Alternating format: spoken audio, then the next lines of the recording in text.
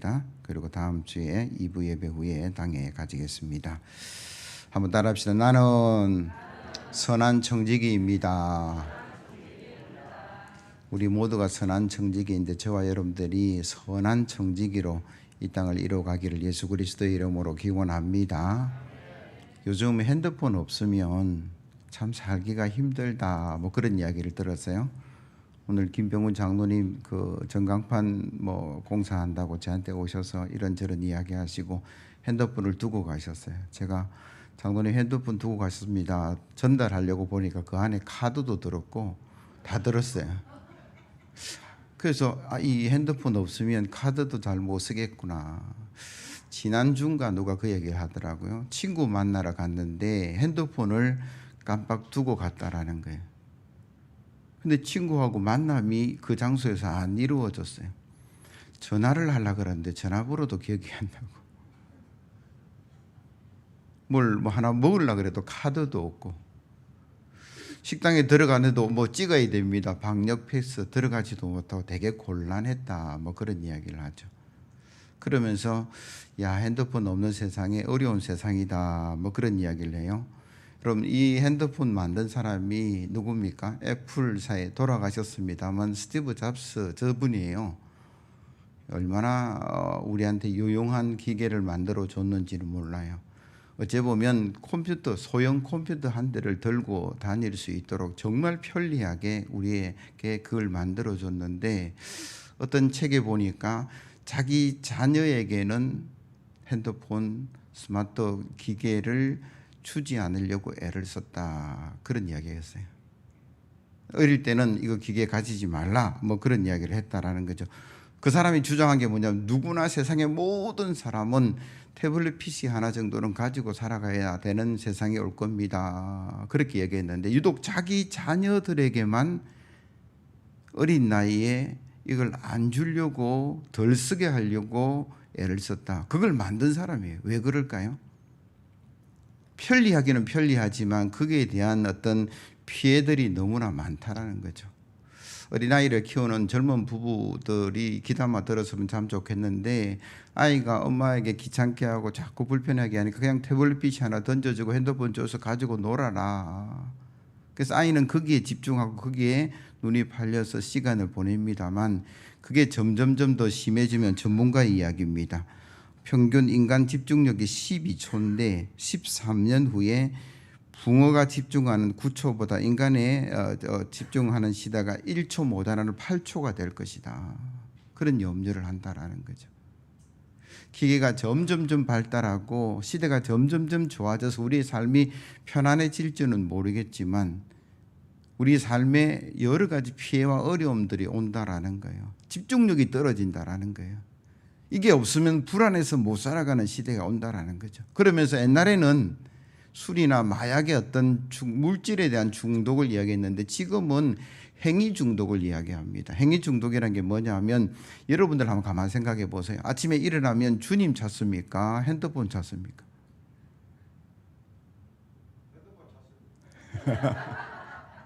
눈만 뜨면 핸드폰을 먼저 찾아요.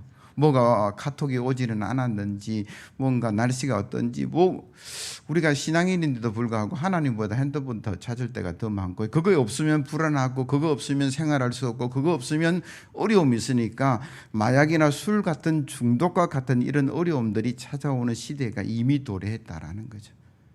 그러면서 그 해결책을 어떻게 마련할 것인가 경계해야 될 이유를 알아야 될 것이다 라고 이야기하고 내가 얼마나 핸드폰을 많이 쓰는가 집착하는가에 대한 부분들도 우리가 알아야 되고 더 나아가서 자녀들에게는 그걸 어떻게 사용할 때 계획을 세우라 그렇게 이야기합니다. 저도 어린 아이들을 키워서 지금은 대학생이 되고 대학원생인데 이 컴퓨터하고 게임 때문에 늘 씨름한 적이 있었어요. 그래서 아이들하고 제가 약속을 합니다.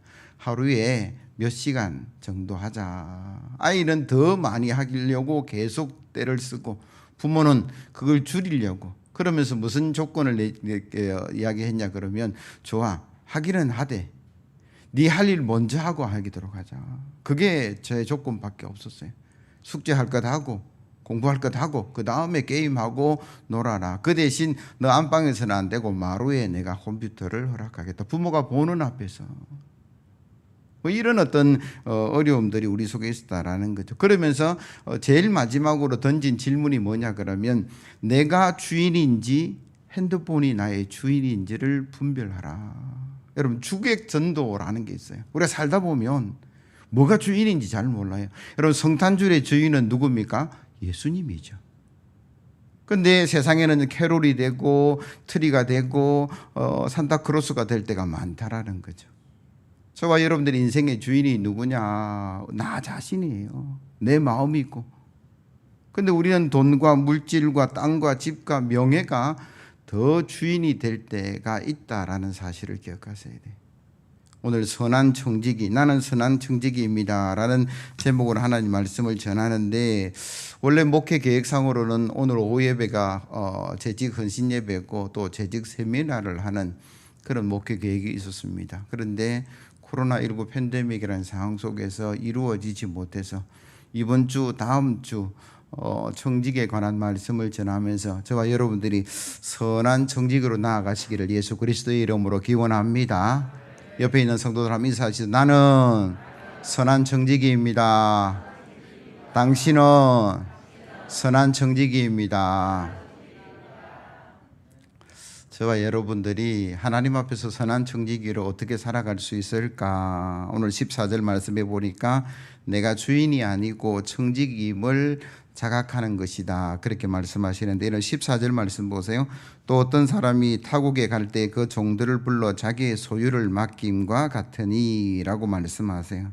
이 비유에서 어떤 사람이 타국에 갈 때에 이 어떤 사람이 누구냐 그러면 하나님을 말씀하고요. 그 종들을 불러서 소유를 맡겼다. 종은 누구를 말합니까? 성도를 이야기하고 모든 사람들을 이야기합니다. 주인이 종에게 모든 소유를 맡겼다라고는, 이 맡김은요 청지기라는 말이죠. 내 것이 아니라 나는 맡김을 받은 사람. 태어날 때에 발가벗고 태어나서 돌아가실 때에는 한 평 정도의 땅을 차지하는 그런 인생인데, 그 중간에 70년, 80년, 90년 살아가면서 때로는 명예도 누리고 권력도 누리고 부귀영화도 누려가는 것은 주어진 것이죠. 태어날 때부터 물론 뭐 가지고 있는 사람이 있을 수도 있겠습니다만 모든 인류는요 빈손으로 왔다가 빈손으로 간다라는 게 진리라는 거죠. 천국이 뭐냐? 맡김과 똑같아, 뭐 그런 이야기를 하는 거예요. 근데 우리가 늘 착각하는 것 중에 하나가 뭐냐면, 맡겨주셨어, 그걸 소유하고 살아가면서 세월이 길다 보니까 이것이 내 것이냐, 그렇게 착각하고 오해할 때가 참 많다라는 거죠. 그러면 아닙니다. 맡겨주신 거죠. 주인이 따로 있다라고 이야기를 합니다. 여러분 가만히 한번 생각해 보세요. 시간이 나에게 주어졌는데 그 시간이 주어져서 내가 1년을 누리고 10년을 누리고 50년을 누리니까 마치 그 시간이 내 것이라고 생각할 때가 있는데 아니더라라는 거죠. 하나님의 시간대 위에 제가 태어났고 그리고 70년, 80년 살다가 그 생을 마감하는 그 전체 시간 위에 내게 주어진 시간이 70년, 80년, 90년 정도의 시간이라는 거죠. 그냥 60년, 70년 그 세월 안에서 보면 시간이 내 것 같은데, 천년 만년의 시간 속에서 보면, 그것은 역사 속에서 보면 아, 나에게 시간이 주어졌구나. 생명도 마찬가지예요. 이 땅에 태어나서 살다 보니까 내 생명 내 마음대로 살릴 수도 있고 죽일 수도 있다라고 착각하는데, 그게 시작이 있고 끝이 있다는 걸 생각해 보면 아, 이것도 주어졌구나. 그러게 보면 시간도 생명도 그 외의 모든 물질도 마찬가지, 주어질 때가 있고 없어질 때가 있고. 그래서 저와 여러분들이 때로는 오해하고 착각하고 살아갈 때가 있지만 결코 나는 주인이 아닙니다. 맡겨진 거죠. 인정하고 싶지는 않지만 그게 팩트고 그게 사실이다라는 거죠. 우리가 살아가면서 주인 의식을 가지고 살아가는 건 굉장히 중요합니다. 그러나 주인 행세는 아니다라고 성경은 말씀하는 거죠. 그런 교회의 주인은 하나님이신 줄로 믿습니다. 그런데 우리가 교회를 오래 다니다 보니까 마치 내가 주인인 양 행세할 때가 있는데 그거 아니다라는 거죠. 우리 가정의 주인도 하나님이신 줄로 믿습니다. 하나님이 주인이시고 우리에게는 자녀도 주어졌고 삶도 주어졌고 생활 터전도 주어졌고 영원하지 않는 그 주어짐의 삶을 우리가 살아간다라는 거죠. 우리가 이 사실을 망각하지 않을 때에 바른 길을 갈 수 있고, 이 사실을 망각하지 않을 때에 선한 공동체, 아름다운 공동체, 부흥과 역사를 이루어갈 수 있다. 성경은 그렇게 말씀하세요. 제프 베조스라는 아마존의 창업자가 있다라고 이야기합니다. 저도 잘 모르는데 저분이에요. 저분이 중력 회의를 할 때마다, 회사에서 무슨 중요한 이야기를 결정할 때마다 늘 자기 옆에 빈 의자를 하나 두고 이렇게 이야기한답니다. 이 빈 의자에는 가장 귀한 분이 앉아 계시는데 그분은 고객입니다. 우리는 이 가장 중요한 분의 시각과 그 마음으로 이 모든 일들을 이루어가야 합니다. 뭐 그런 이야기를 했다라는 거예요. 그래서 인터넷에서 조사해 보니까 이 아마존이 가장 소비자가 편리하게, 우리가 뭘 인터넷으로 하나 구입하려 그러면요, 뭘 클릭해라, 뭘 주소를 집어넣어라, 뭘 뭐 다운로드를 받아라, 어디에 뭐 동의를 내라, 굉장히 복잡해서 안 할 거야 이렇게 생각할 때가 많다라는 거죠. 그런데 이 아마존은 아니다라는 게 물품을 구입하는 그 사람에게 가장 편리하게끔 뭐 몇 번만 클릭하면 다 되게끔 시스템을 만들어 놨다라는 거예요. 어디서 출발한 것일까요? 가장 귀중한 사람, 빈 의자에 앉아있는 이분은 누군지 몰라요. 아이가 될 수도 있고 어린이 될 수도 있고 남자가 될 수도 있고 여자가 될 수도 있고 대한민국 사람이 될 수도 있고 중국 사람이 될 수도 있고 미국 사람이 될 수도 있고, 그들은요 빈 의자를 놓고 거기에 가장 귀한 분의 뜻이 무엇인가, 그 가장 귀한 분의 마음이 무엇인가를 헤아리면서 그 회사를 운영했기 때문에 세계의 최고의 기업이 되고 부자가 될 수 있었다, 그런 이야기를 합니다. 아마존뿐만 아니라 저와 여러분들 인생에도 빈 의자가 있어야 될 줄로 믿습니다. 그 빈 의자에 앉아 계신 분은 나를 지으시고 나를 사랑하셔서 자기의 생명을 주셨고 지금도 우리와 함께 하시는 예수 그리스도인 줄로 믿습니다. 그래서 우리가 그분의 뜻을 쫓아갈 수 있어야만이 우리의 삶이 성공적으로 이루어질 수 있다. 우리가 인정해야 돼요. 내가 주인이 아니라 나를 지으시고 나를 구원하시고 지금도 나와 함께 하시는 그 예수 그리스도가 나의 주인이라는 사실을 인정할 때 저의 삶에, 여러분 삶의 모든 환난과 고통과 어려움들은 물러갈 줄로 믿습니다. 바람이 일어나고 풍랑이 일어나고 제자들은 예수님 흔들어 깨웠을 뿐인데 주님은 일어나서 고요하라, 잠잠하라. 저 사람이 누구기에 바람과 바다도 순종하는고라는 그 사람들의 놀라운 고백이 나의 고백이 되고 여러분들의 고백이 되려 그러면 예수님을 흔들어 깨우셔야 돼요. 그리고 그분이 나의 모든 문제를 해결하는 주인임을 인정할 때에 인생의 모든 문제는 떠나갈 줄로 믿습니다. 그래서 저와 여러분들이 가져야 될 생각 하나, 나는 주인이 아니고 청직이다. 철저하게 하나님 중심의 생각들을 할 때는 인생의 문제들이 풀려가기 시작할 거예요. 그렇지 않고 내가 주인이고 내가 해결자고 내가 모든 것들을 다 할 수 있다라고 붙들고 계시는 분들에게는 스트레스가 올 것이고 어려움이 올 것이고 고민이 올 것이고 잠도 못 이룰 것이고 살은 빠져갈 것이고 질병은 쫓아올 것이고. 여러분, 너무나 쉬운 인생이에요. 하나님께 맡기십시오. 애를 써도 될 수도 있고 안 될 수도 있고 노력을 해도 될 수도 있고 안 될 수도 있고, 그러나 주님께 맡기면 모두가 풀려지는 역사가 일어날 줄로 믿습니다. 그래서 저와 여러분들이 하나님이 역사하신다, 하나님이 주인이시고 나는 청지기, 그 주인의 뜻대로 나는 열심히 살아가면 하나님의 선한 역사가 일어날 것이다, 그 생각이 우리 속에 있어야 된다라는 거예요. 그래야만이 우리의 모든 인생이 하나님의 뜻대로 이루어질 수 있다라고. 하나님이 주인이니까 그걸 인정해야만이 하나님의 뜻대로 세상 일도 교회 일도 개인의 일도 이루어질 수 있는 거예요. 하나님이 주인이 아니고 내가 주인이니까 내 마음대로 가는 거죠. 내 뜻대로 가는 거죠. 내 마음대로 내 뜻대로 가면 해결할 수 있는 범위가 내 능력 안에 이루어질 수밖에 없죠. 그러나 하나님이 주인이심을 인정하고 하나님께서 역사하실 것을 인정하면 무한대의 역사가 일어난다라는 거죠. 능치 못할 일이 없다라고 하시는 그 하나님께서 역사하시면 우리 속에 기적이 드러날 줄로 믿습니다. 저와 여러분들이 그 하나님의 뜻을 이루어감이 필요하다라는 거죠. 그 하나님의 뜻을 이루어감에 먼저는 주님이 주인이시다는 것을 인정하시고, 그래서 주님의 뜻대로 행하는 한 종들이 될 때에 하나님의 선한 역사가 우리 가운데 드러날 줄로 믿습니다. 유한양행을 선입한 유일한 박사, 얼마 전에 제가 이야기한 적도 있는데요. 국내에서 가장 존경받는 경영인이다라고 이야기를 합니다. 여러분, 대단히 죄송한데 대한민국에 회사를 경영하면서 존경받기가 그렇게 쉽지 않아요. 왜냐 그러면 이익을 창출하는 곳이 회사이기 때문에, 최소한의 비용으로 최대의 이익을 내는 곳이기 때문에, 이 최대의 이익을 내기 위해서 늘 탈법이 일어나고 불법이 일어나고 속임이 일어나고 뇌물이 들어가고 그런 어떤 세상에서 살아가면서 존경받고 사랑받기가 쉽지 않다라는 거예요.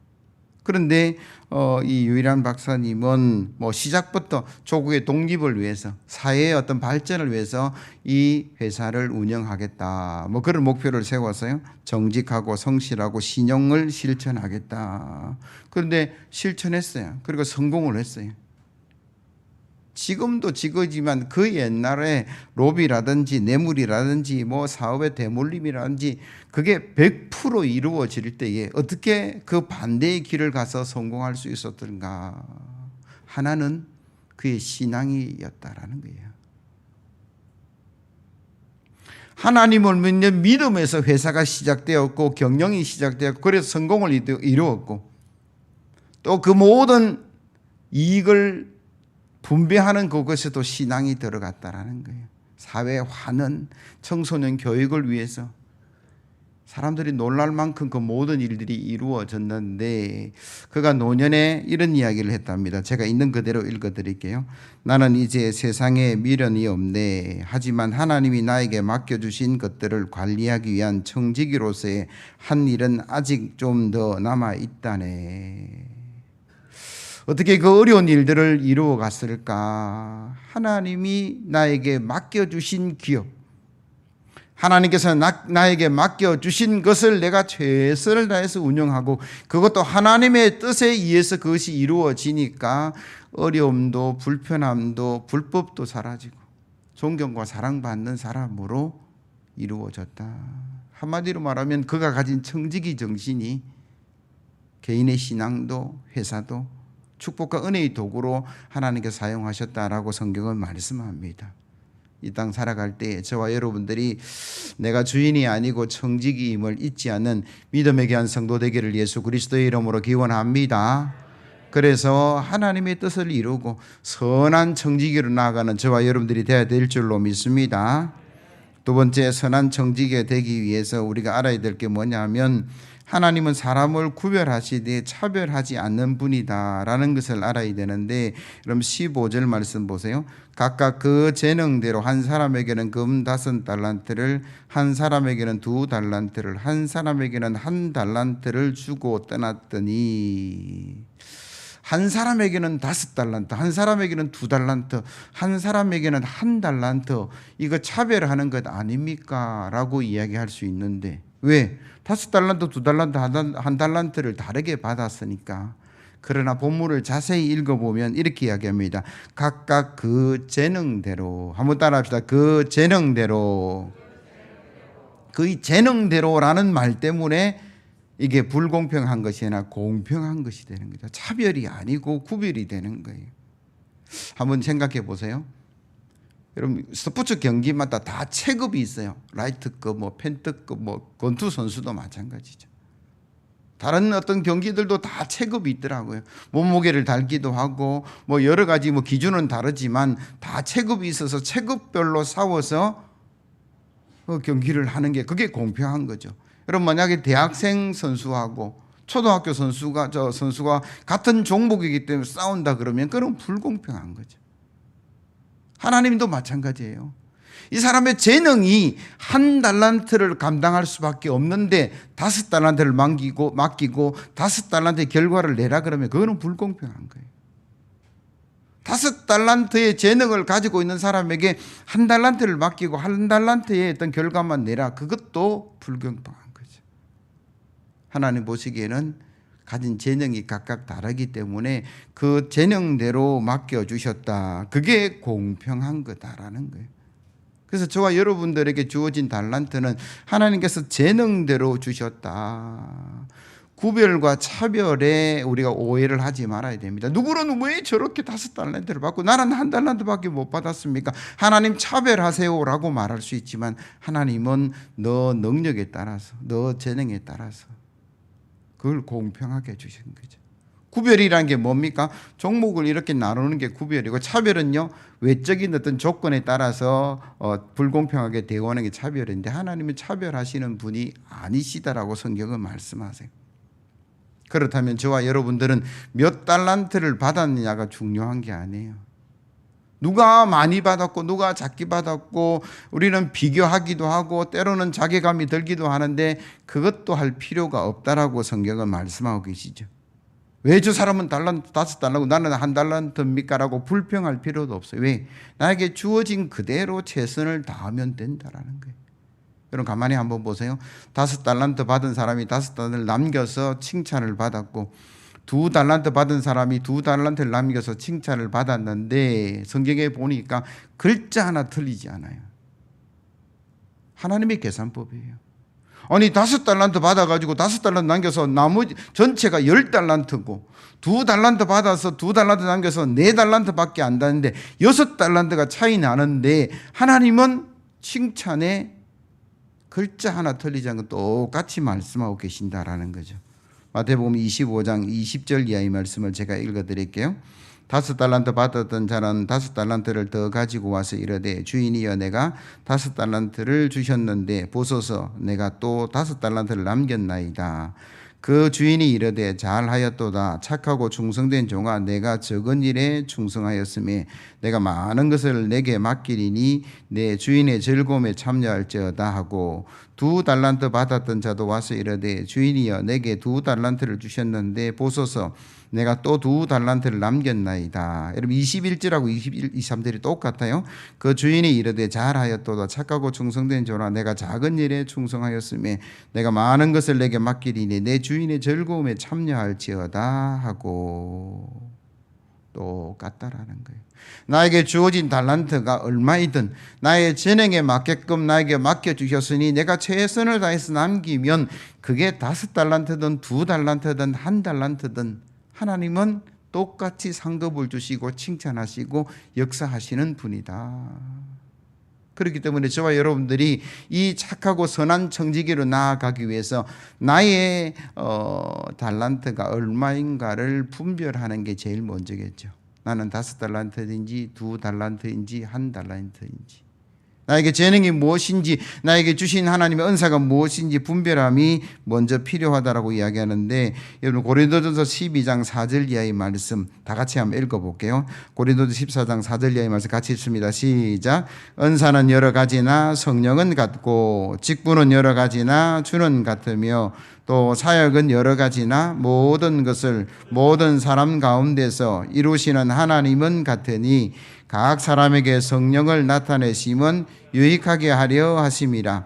어떤 사람에게는 성령으로 말미암아 지혜의 말씀을, 어떤 사람에게는 같은 성령을 따라 지식의 말씀을, 다른 사람에게는 같은 성령으로 믿음을, 어떤 사람에게는 한 성령으로 병 고치는 은사를, 어떤 사람에게는 능력 행함을, 어떤 사람에게는 예언함을, 어떤 사람에게는 영들 분별함을, 다른 사람에게는 각종 방언 말함을, 어떤 사람에게는 방언들 통역함을 주시나니 이 모든 일은 같은 한 성령이 행하사 그의 뜻대로 각 사람에게 나누어 주시는 것이니라. 아멘.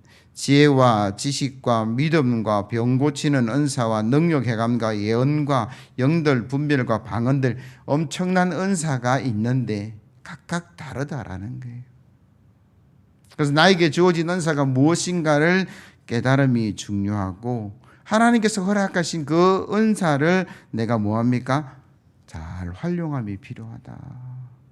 부러워할 필요가 없어요. 비난할 필요도 없어요.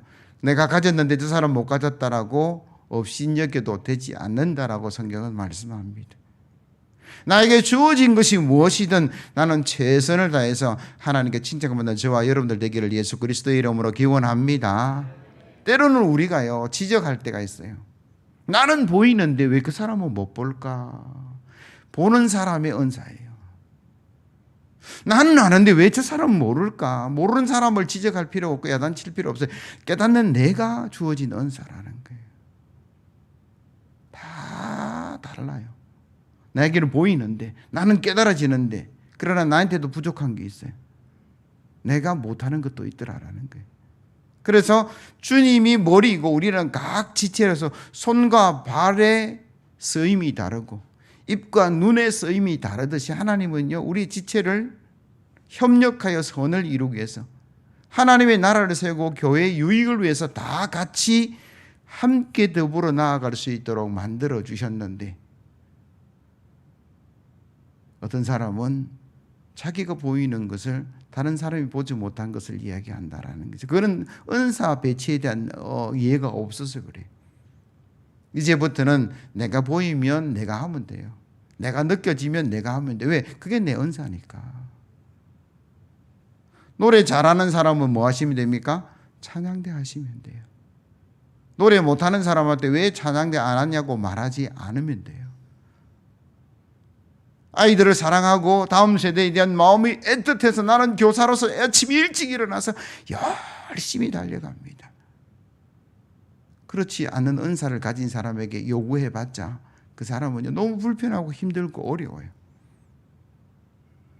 그래서 교회는요 각양 은사들이 달라요. 봉사 잘하는 사람, 헌신 잘하는 사람, 사랑이 많은 사람들이 각각 다르더라고요. 같은 사건을 보는데 느낌이 다르다라는 것은 마음이 다르고 감정이 다르고 달란트가 다르고 은사가 다르기 때문에 그렇게 느낌이 다른 거예요. 왜 내처럼 느끼지 않느냐라고 말해버리면 이거는 은사를 인정하지 않는 거예요. 그래서 저와 여러분이 주어진 은사가 다릅니다. 목사에게는 주로 말씀을 전하고 하나님 말씀을 깨닫는 쪽의 은사를 많이 주셨어요. 거기에 대한 개발도 많이 되어 있습니다. 그러나 다른 것이 부족할 때도 있다라는 거죠. 성도들도 마찬가지일 거예요. 우리가 5달란트, 2달란트, 1달란트 주어졌다는 이 사실 앞에 하나님은 차별하지 아니하고 공평하게 구별됨에 재능 따라 주셨다라는 것 앞에 저와 여러분들이 이 사실을 깊이 깨닫고 서로 협력해서 주의 뜻을 이루어가기를 예수 그리스도의 이름으로 기원합니다. 마지막으로 우리가 하나 더 생각해야 될 게 뭐냐 하면 나에게 주어진 달란트를 활용할 수 있도록 개발할 수 있도록 최선의 노력을 해야 된다라고 성경은 말씀하시는데 16절 이하의 말씀입니다. 5달란트 받은 자는 바로 가서 그것을 장사하여 또 5달란트를 남기고 2달란트 받은 자도 그같이 하여 2달란트를 남겼으되 1달란트 받은 자는 가서 땅을 파고 그 주인의 돈을 감추어 두었더니 이 1달란트 받은 종에 대한 책망은 다음 주에 제가 말씀을 드릴 건데 여러분 5달란트, 2달란트, 1달란트 받은 사람들 중에 칭찬받은 종의 모습을 보면 바로 가서 뭐 그렇게 이야기해요. 활용했다라는 거예요. 열심히 그걸 사용했다라는 그것을 사용해서 2배를 남겼다라는 것이고 악하고 게으른 종으로 책망받은 사람의 모습을 보면 그건 활용하지 않아서 그냥 묻어두었다라는 거예요. 감추어 두었다라는 거예요. 주인이 나중에 와서 그냥 있는 그대로를 드러냈을 때 그런 악하고 게으른 종으로. 그래서 이런 5달란트, 2달란트, 1달란트를 통해서 우리가 알 수 있는 게 뭐냐면 누가 몇 달란트를 받았느냐라는 게 초점이 아니고 그 받은 사람이 얼마나 잘 활용을 해서 얼마를 남겼느냐가 이 달란트 비유의 초점이 된다라고 보시면 돼요. 우리 모두가 주인으로부터 받았습니다. 잘 가꾸고 잘 활용해서 때가 되었을 때 주님 앞에 내어놓고 칭찬받는 저와 여러분들이 돼야 될 줄로 믿습니다. 묵혀두지 않아야 된다. 오늘 이 말씀을 통해서 우리가 다 아는 말씀이지만 다시 이 말씀을 묵상하는 것은 혹여 여러분들이 다섯 달란트와 두 달란트처럼 잘 활용하고 있으면 계속해서 그렇게 하시면 좋겠어요. 그러나 한 달란트 받은 사람처럼 땅에 묻어두고 있는 분이 계시다면 저는 잘 모르겠어요. 여러분들은 알고 계실 건데 다시 파내는 작업을 하시면 좋겠다. 왜? 아직까지 주님이 돌아와서 얼마 어떻게 했느냐라고 묻는 타이밍이 아직까지 다가오지 않았으니까. 그때 반드시 칭찬과 책망이 있을 것인데 그 이전에 우리가 이 말씀을 듣는 것은 저와 여러분들의 맡겨진 달란트를 깨닫고 활용하고 개발하고 잘 써서 하나님께 영광이 되고 저와 여러분들의 축복이 되라라는 말씀을 오늘 우리에게 주시는 것이다라는 거죠. 사랑하는 성도 여러분, 저와 여러분들의 달란트를 한 번 더 확인하시기 바랍니다. 그리고 그 달란트를 묻어두었다면 다시 파내어서 주님 오시기 전에 잘 활용해서 하나님께 영광 돌리기를 예수 그리스도의 이름으로 기원합니다. 여러분, 경제학에 보면 파레토 법칙이라는 게 있어요. 이 파레토 법칙이라는 게 뭐냐 그러면 어떤 회사든 어떤 공동체든 20%가 80% 일들을 감당해 나가더라. 그게 통계적으로 나왔다라는 거예요. 어떤 사람은 자기 능력보다 더 열심히 일하는 사람이 있고, 어떤 사람은 주어진 정도 일하는 사람이 있고, 어떤 사람은 주어진 것보다 훨씬 못하는 사람도 있고. 그래서 통계를 내보니까 20%의 사람이 80%의 역할을 다 감당하더라. 그런데 교회는 이 파레토 법칙이 성립되어서는 안 된다. 몇몇 사람이 이끌어 가기도 하겠지만 그러나 전체가 그 공동체를 세워가는 게 교회 공동체입니다. 왜? 머리는 주님이시고 다 지체니까. 오른쪽 팔은 너무 열심히 일하는데 왼쪽 팔은 전혀 기능을 하지 못한다면 아마도 반쪽은 기능을 못하는 거겠죠. 오른쪽 발은 열심히 달려가는데 왼발은 전혀 일하지 않으면 아마 그 걸으면 쩔뚝걸음 밖에 되지 않을 것이라는 생각이 들어요. 입은 열심히 일해서 먹었는데 위장은 일하지 않는다. 아마 소화불량에 걸려서 늘 소화제를 먹어야 되지 않을까. 입도 열심히 일하고 위장도 열심히 일해서 음식이 다 소화되어서 온 몸으로 분배되어서 에너지가 전달되어야 되는데 일순일이 작용을 안 해버렸다. 에너지는 전달되지 않고 힘은 발휘하지 못할 것이다. 그래서 파레토 법칙이 만약에 그 가정에, 그 교회에, 그 사회에 적용된다 그러면 그 사회는요, 늘 힘든 사람은 힘들어지고 늘 편안한 사람은 편안해지고, 그 공동체가 좋은 공동체입니까? 그게 가정이든 교회든 사회든 그런 불공평한 거죠. 통계적으로 파레토 법칙이 다 통한다 할지라도 올해에는 우리 교회는 이 파레토 법칙을 깨는 교회 되기를 예수 그리스도의 이름으로 기원합니다. 적은 일이든 큰 일이든 달라요. 달란트는 다르지만 나에게 맡겨주신 것이 5개든 2개든 하나든 최선을 다해서 여러분 굴러가는 게 중요해요. 기계가 하나가 돌아가는데 물론 큰 톱니바퀴도 중요하지만요, 조그마한 나사 하나가 빠져보세요. 그게 고장의 원인이 되고 다툼의 원인이 되고 어려움의 원인이 될 때가 참 많다라는 거죠. 그래서 저와 여러분들에게 중요한 게 뭐냐 그러면 하나님이 주신 달란트를 깨닫고 우리가 활용해서 그걸 공동체로 세워가는 것이 필요하다라고 이야기를 합니다. 사랑하는 성도 여러분, 오늘 본문을 통해서 우리에게 주시는 하나님의 음성이 무엇인지 여러분들 잘 들으셔야 되고, 여러분 나에게 주어진 달란트가 무엇인지 깨달으시고 그 달란트를 잘 활용해서 우리 교회가 세워지고 이 땅에 하나님 나라가 이루어지기를 예수 그리스도의 이름으로 기원합니다.